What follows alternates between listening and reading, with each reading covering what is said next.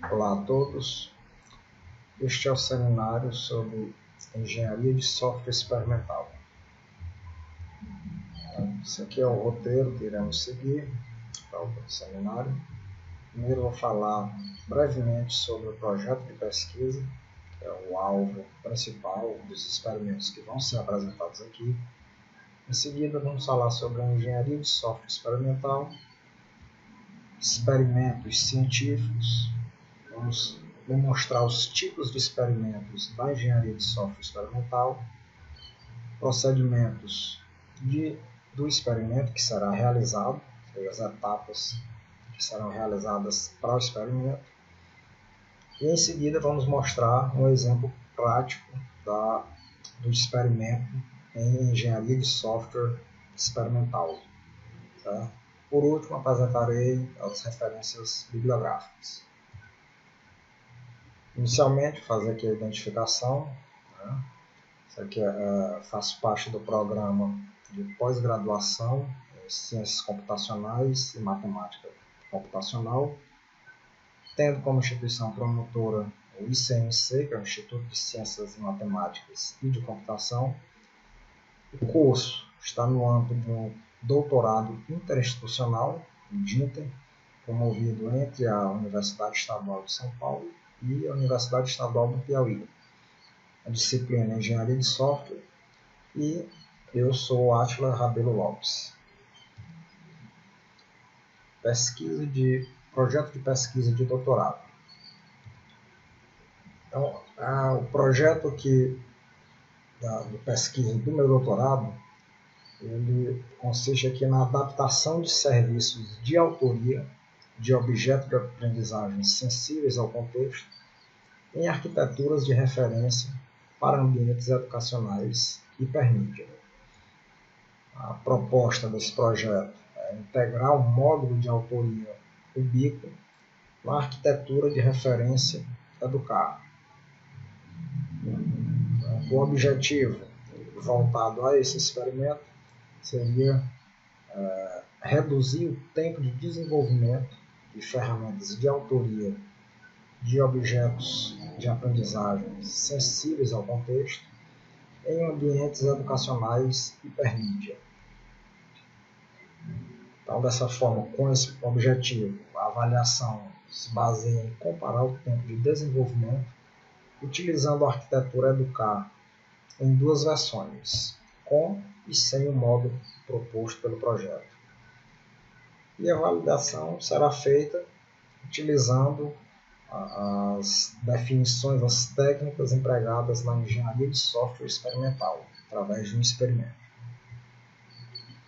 Então, engenharia de software experimental.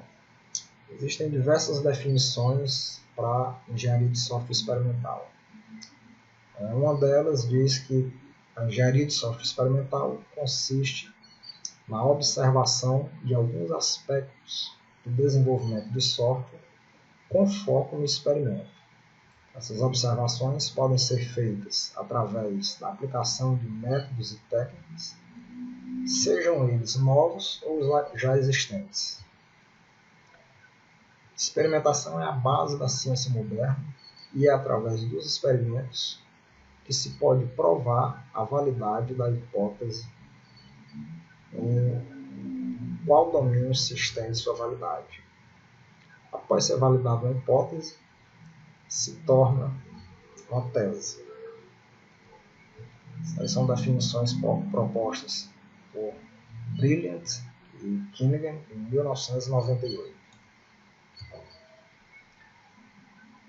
Ainda a respeito da engenharia de software experimental, outros autores trazem alguns conceitos e explicações que diz que essa engenharia ela busca aprimorar a engenharia de software aplicada à abordagem científica, aplicando a abordagem científica na construção de novos métodos e técnicas para apoio ao desenvolvimento de software.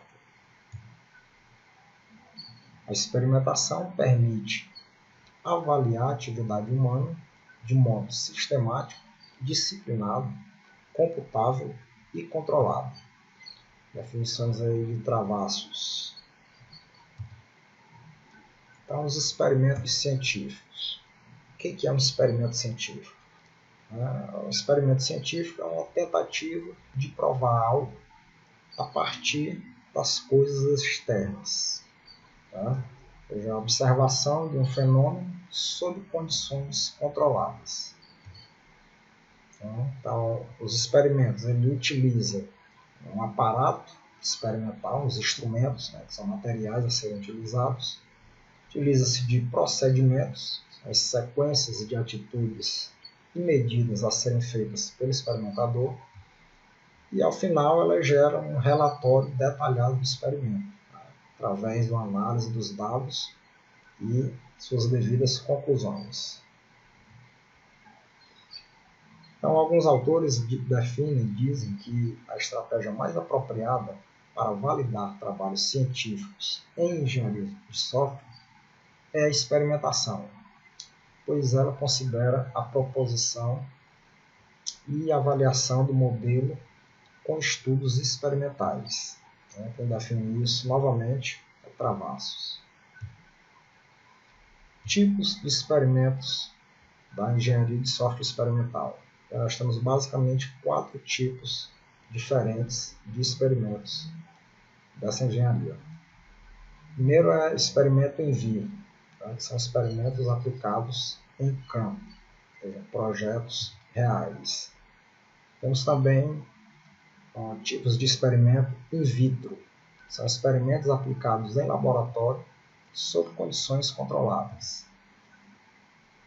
Experimentos em sílico, são experimentos onde os participantes e o mundo real são descritos por modelos computacionais. Por fim, nós temos os experimentos in vitro. São experimentos também sob condições controladas, nas quais os participantes interagem com modelos computacionais da realidade. E os autores que trazem essas definições, essas classificações dos tipos de experimentos. Procedimentos do experimento. Então, quando se fala em procedimentos do experimento, a gente está definindo as etapas, que irão conduzir à execução, à realização de experimentos. Então, segundo o Rowling, ele traz uma proposta metodológica definida, dividida em 5 etapas. Seria definição, planejamento, execução, análise e interpretação, por fim, o empacotamento. A definição consiste na etapa inicial, onde são feitas as primeiras caracterizações a respeito do experimento, das hipóteses, dos objetivos que se quer alcançar com os experimentos, dos recursos envolvidos e do modo de execução. Em seguida vem a etapa do planejamento. Essa etapa representa a base do experimento.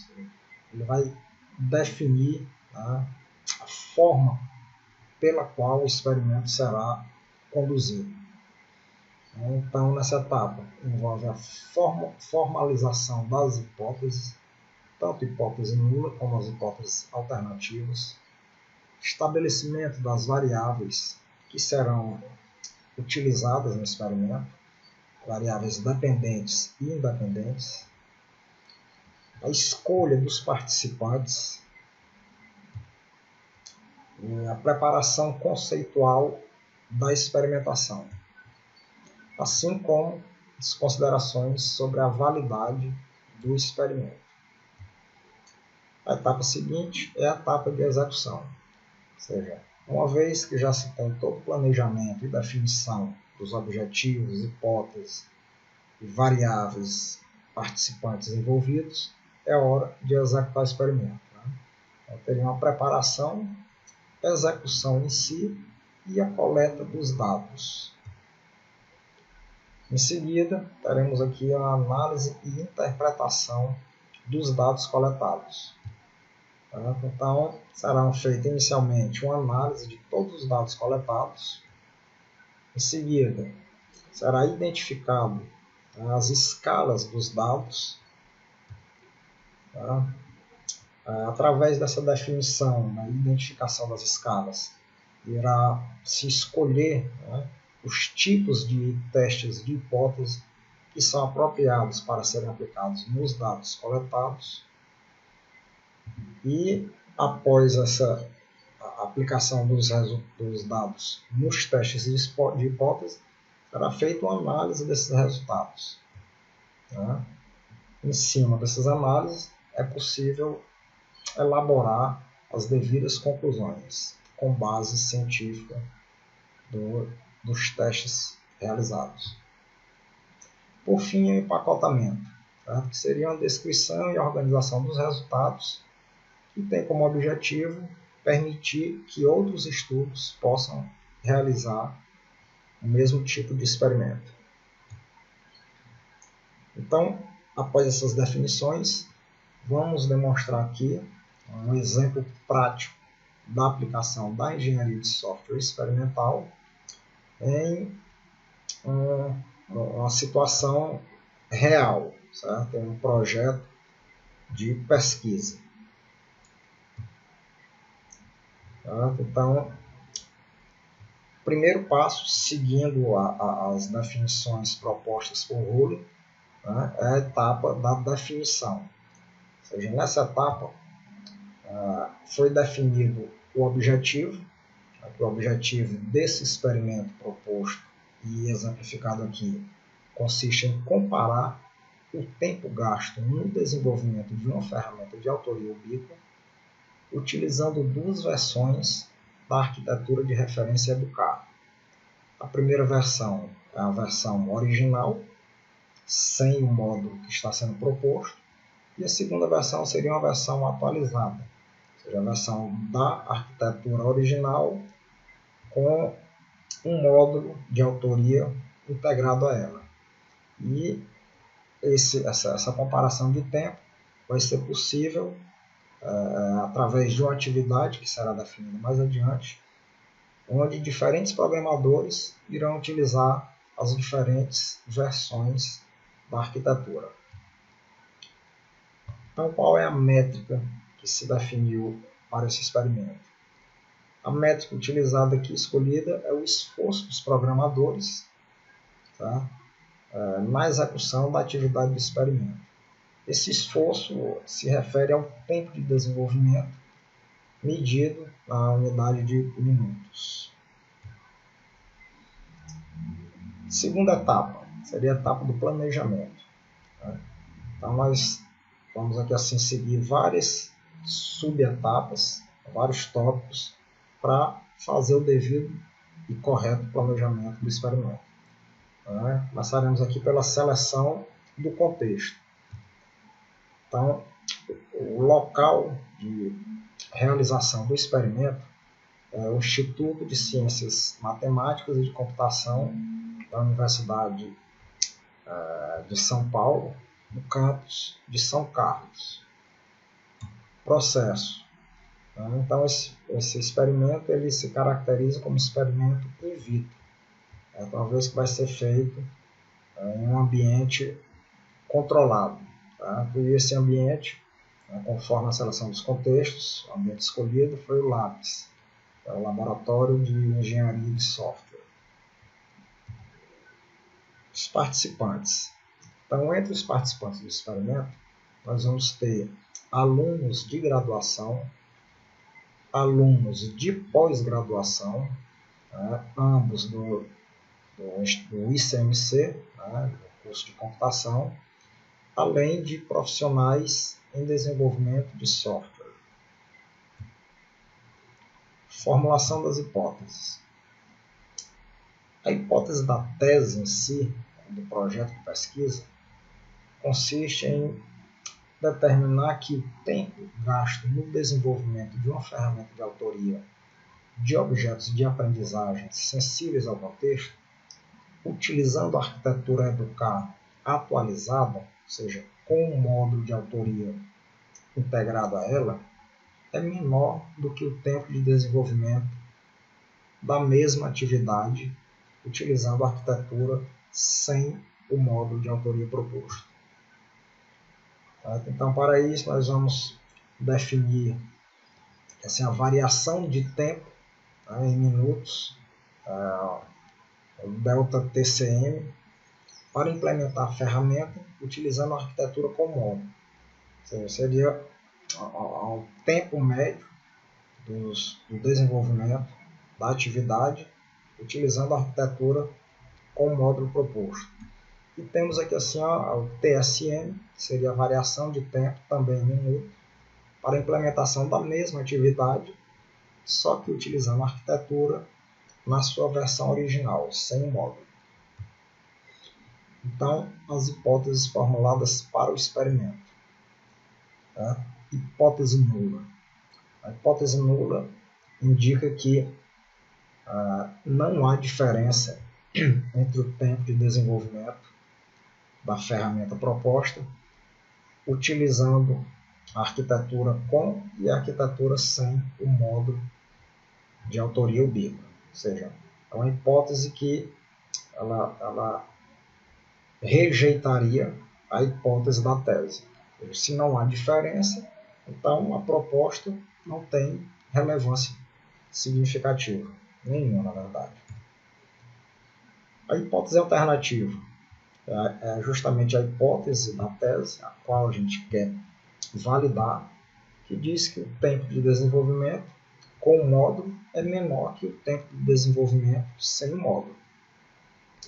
E a segunda hipótese alternativa indica que o tempo de desenvolvimento com módulo é maior do que o tempo de desenvolvimento sem módulo. Então, tanto a hipótese nula quanto a hipótese alternativa H2, elas rejeitam a hipótese do projeto de pesquisa, da tese. Etapa de seleção das variáveis.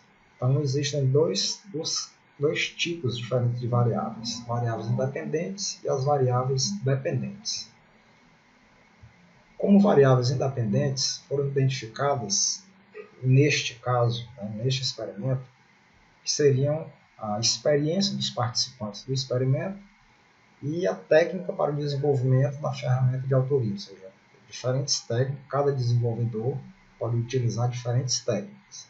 Elas são independentes porque elas não chegam a comprometer diretamente ao resultado. Já as variáveis dependentes, que são as variáveis que devem ser controladas, que vão ser medidas, relacionada ao tempo de desenvolvimento da ferramenta pelos diferentes desenvolvedores. Seleção dos participantes. Então foram adotados aqui alguns critérios para selecionar os participantes desse experimento. Entre esses critérios, os participantes eles têm que terem afinidade e uma certa experiência na área de desenvolvimento de software voltado com a proposta aqui que está sendo apresentada. Para isso, além dele ter afinidade, ele tem que ter conhecimento razoável em programação web e mobile, conhecimentos em arquitetura de software e também a nível dos participantes, alunos, tanto de graduação como pós-graduação, eles têm que terem como critério de seleção participação em projetos de pesquisa e ou publicações nas áreas envolvidas. Já para os profissionais, além dos critérios acima, de alguns dos critérios acima já mencionados, envolve o tempo de experiência e a disponibilidade para participar do experimento. Então a gente pode ver aqui assim na tabela que os participantes existem 3 categorias diferentes. Participante aluno na categoria de graduação, e foram aqui selecionados 4 alunos de graduação, 4 alunos de pós-graduação e 4 profissionais da área, totalizando uma quantidade de 12 participantes. Projeto de estudo realizado. Vamos ver. Então, algumas características aqui procuram dar uma certa relevância, respaldo ao projeto, né?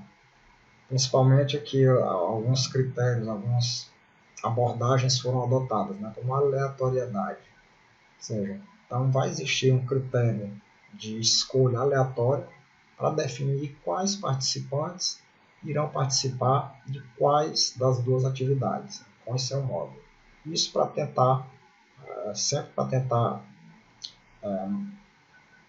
ter uma escolha imparcial e que não possa ficar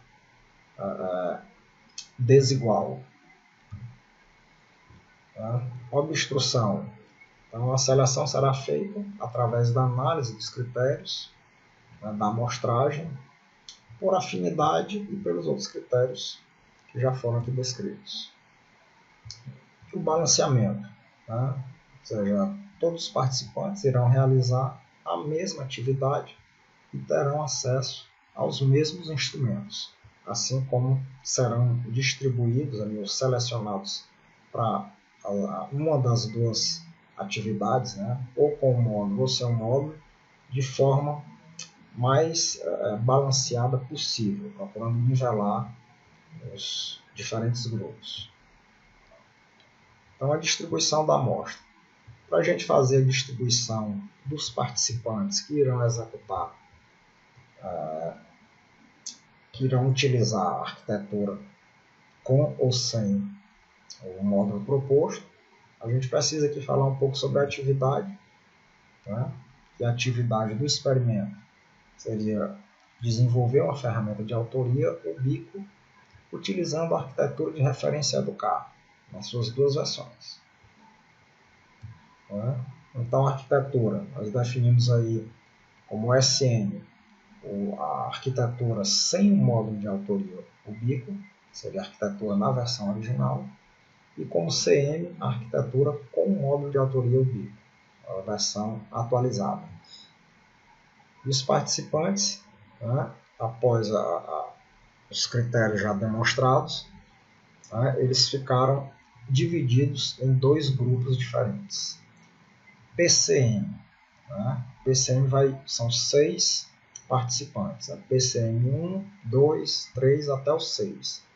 Então, nesse grupo, essa categoria, vão ser compostas por 2 alunos de graduação, 2 de pós-graduação e 2 profissionais.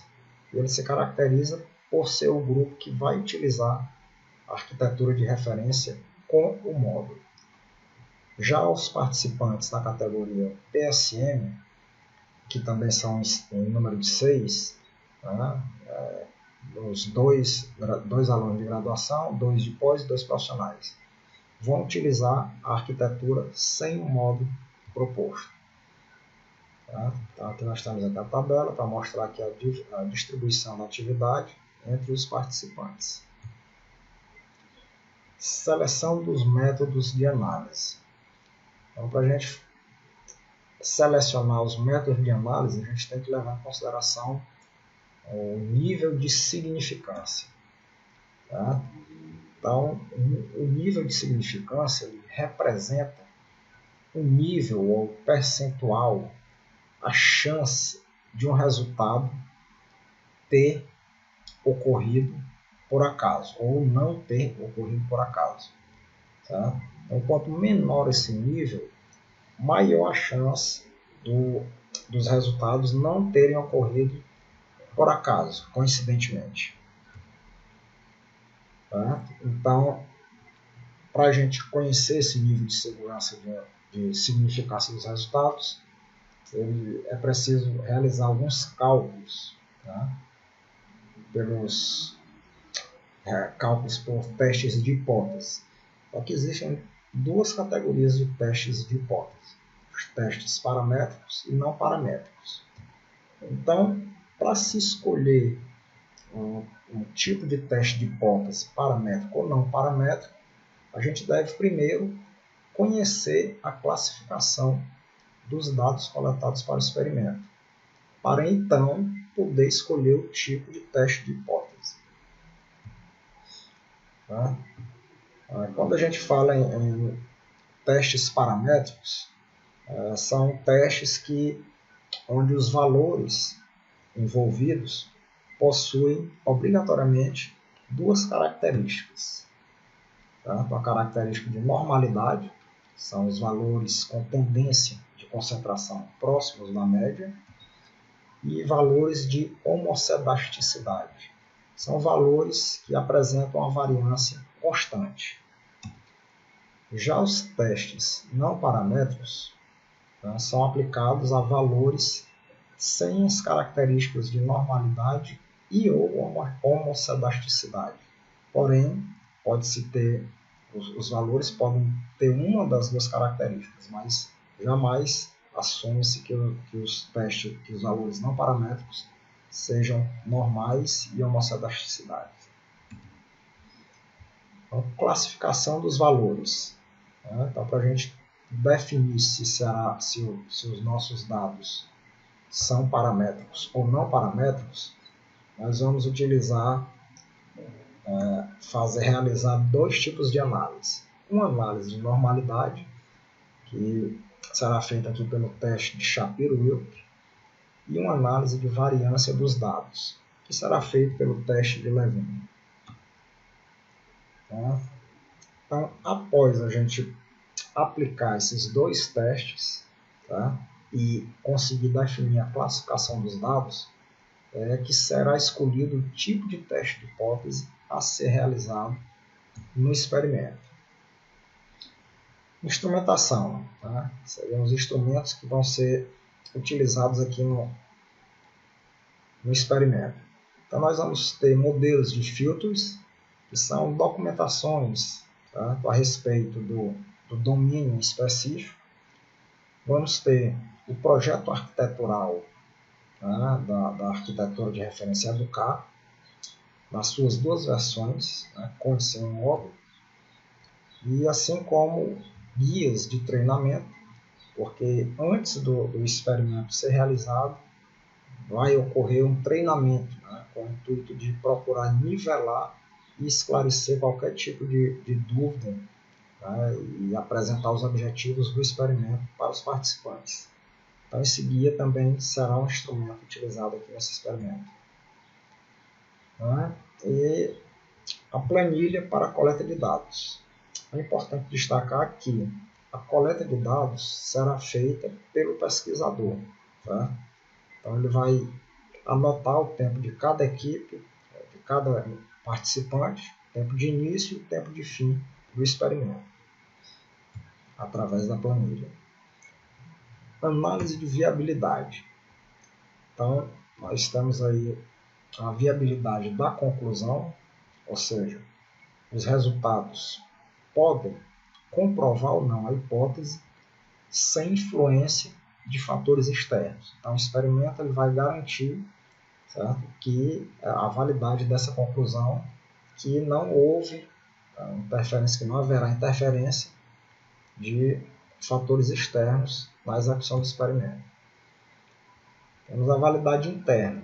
A validade de disponibilidade seria o planejamento, tá, conforme a disponibilidade de todos os participantes, ou seja, o experimento será realizado em uma data que esteja de conformidade com todos os participantes do experimento. Conhecimento, ou seja, os participantes receberão um treinamento básico de nivelamento, né, para que possam saber todas as características, todo o conhecimento necessário para realizar o experimento. E interação. Tá? Então, o experimento também está sendo planejado de uma forma em que não possa haver qualquer tipo de interação entre os participantes, né? Mesmo os participantes do mesmo grupo, e qualquer tipo de interação ou comunicação com o mundo exterior. E a validade externa. Né? Então, a seleção é baseada nos critérios de afinidade, experiência na área e participação em projetos de pesquisa e publicação. Então, essa análise de viabilidade, ela garante, né, que seja possível a realização do experimento dentro do propósito aqui que estamos almejando. A etapa de execução em si. Então, antes que haja a execução propriamente dita, haverá o treinamento, como já foi dito, para nivelar os participantes e esclarecer sobre os objetivos e a proposta do experimento. Em seguida, os participantes serão distribuídos dentro do local do experimento. Essa distribuição ela será feita de uma forma em que não seja possível um participante interagir com o outro. E, após essa distribuição, a entrega dos instrumentos necessários para o experimento. A partir desse momento, começa a execução, a realização do experimento em si. Então, no experimento realizado, nós obtivemos aqui os seguintes resultados. Então, demonstrados aqui pela tabela 5. Utilizando a arquitetura com o módulo de autoria. Então, os participantes que utilizaram essa arquitetura são da categoria PCM. Então, os 6 participantes desenvolveram e nos respectivos tempos aí apresentados ao lado, na coluna do tempo, obtendo uma média aí de 201 minutos. Já na arquitetura sem o módulo, foi realizada pelos participantes da categoria PSM, nós temos aí os valores aí coletados, os tempos coletados, e a média foi 219,66. Então, uma vez finalizado o experimento em si, chega o momento mais importante do experimento, que é a análise e interpretação dos valores, dos resultados do experimento.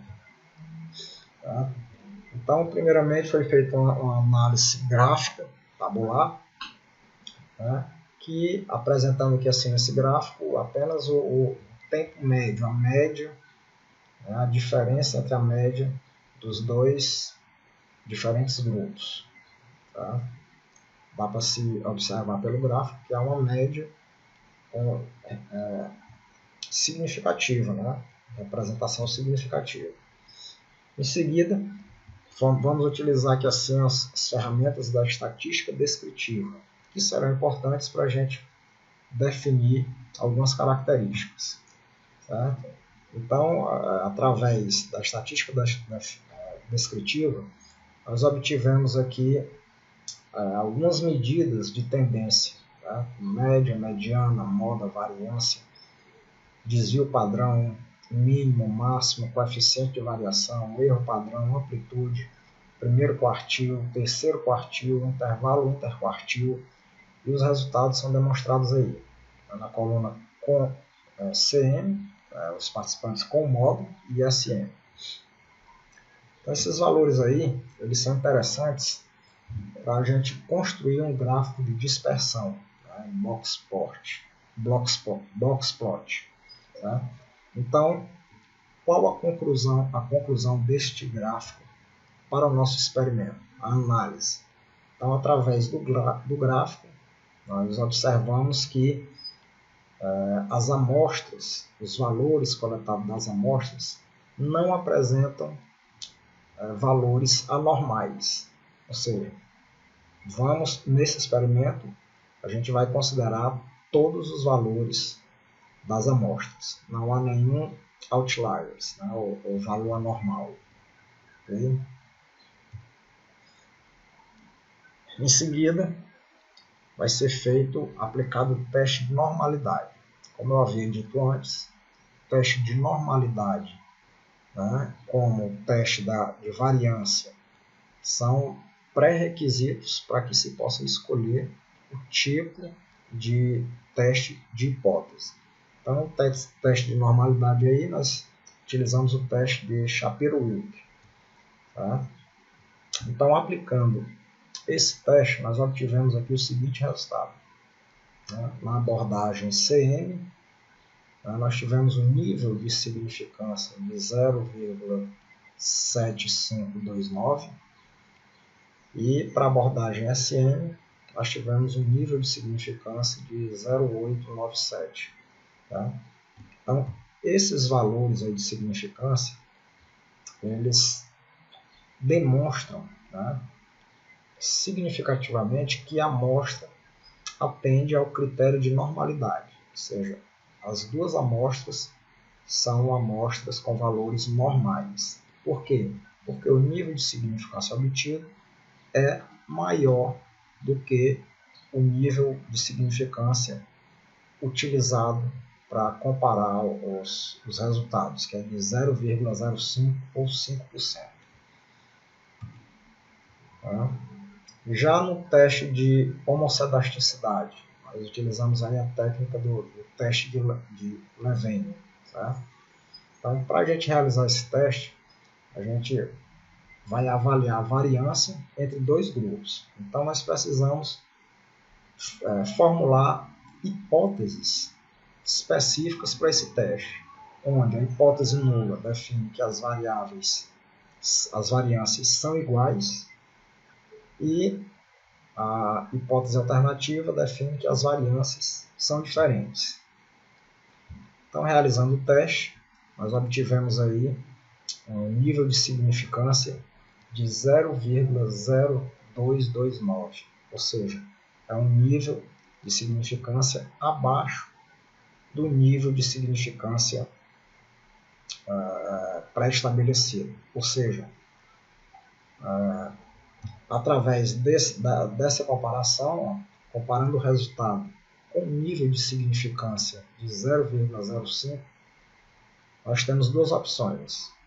Se o nível de significância obtido pelo teste de Levene for menor do que o nível de significância pré-estabelecido, né, de 0,05, então a gente rejeita a hipótese nula. Tá? Ou seja, a gente define que ela não tem variâncias iguais.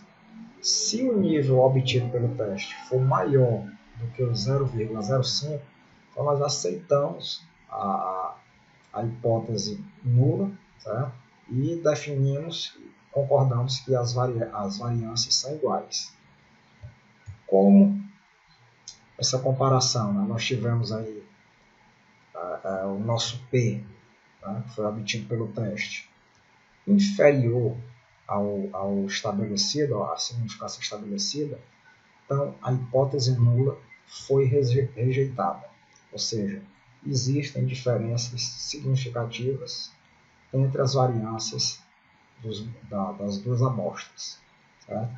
Então, como esse teste ele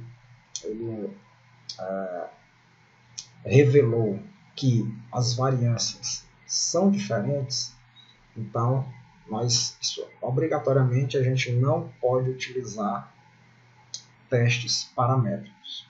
Certo? Por quê? Porque para aceitar testes paramétricos, os valores teriam que atender aos dois critérios, né? Normalidade, que foi atendido, e homocedasticidade, que, através desse teste, ele não foi atendido, esse critério. Então, o tipo de teste de hipótese que será escolhido para o experimento será testes de hipótese não paramétrica. Então, baseado nisso, né, escolheu-se o teste não paramétrico, conhecido como teste U, né, de Wilcoxon, Mann e Whitney. Tá? Por que se escolheu esse teste? Porque esse teste é um teste alternativo de valores não paramétricos para o teste T, que é o teste utilizado nesse caso de comparação de duas variáveis, né? Seria a comparação de tempos. Tá? Porque o teste ele compara as médias dos tempos das amostras, né, TCM, e da amostra de TSM, ou seja, com o tempo com o módulo e o tempo sem o módulo. Tá? Então, para a gente aplicar o teste, nós temos que definir as hipóteses a serem testadas. Tá? Que seriam hipótese nula. O tempo de desenvolvimento com módulo é igual ao tempo de desenvolvimento sem módulo. E a hipótese alternativa seria o tempo de desenvolvimento com módulo seria inferior ao tempo de desenvolvimento com módulo. Tá? Só para especificar, aqui o que nos interessa seria validar a hipótese alternativa. Entretanto, a validação só será possível validar ou não através da aplicação dos valores no teste U. Tá? Então, os resultados do teste U, unilateral à esquerda. Quando a gente fala que o teste é unilateral à esquerda, é porque a região crítica da amostra ele tende para o lado esquerdo, ou seja, são valores que sejam inferiores ao valor médio padrão.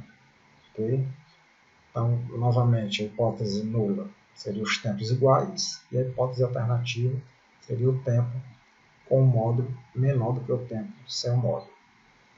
Então, os valores aqui do resultado do teste U, ele será também comparado com o nível de significância de 0,5, ou 5% de chance daquele resultado ter ocorrido por acaso.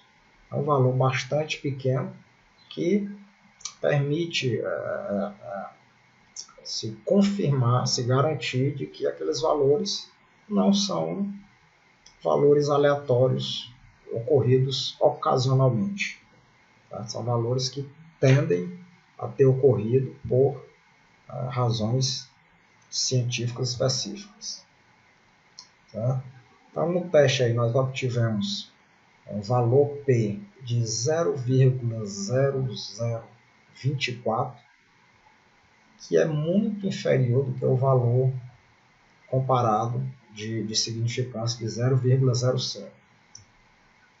Com esse valor obtido, nós podemos, então, rejeitar a hipótese nula, já que o valor é muito inferior, ao padrão utilizado de 0,05, e aceitar a hipótese alternativa.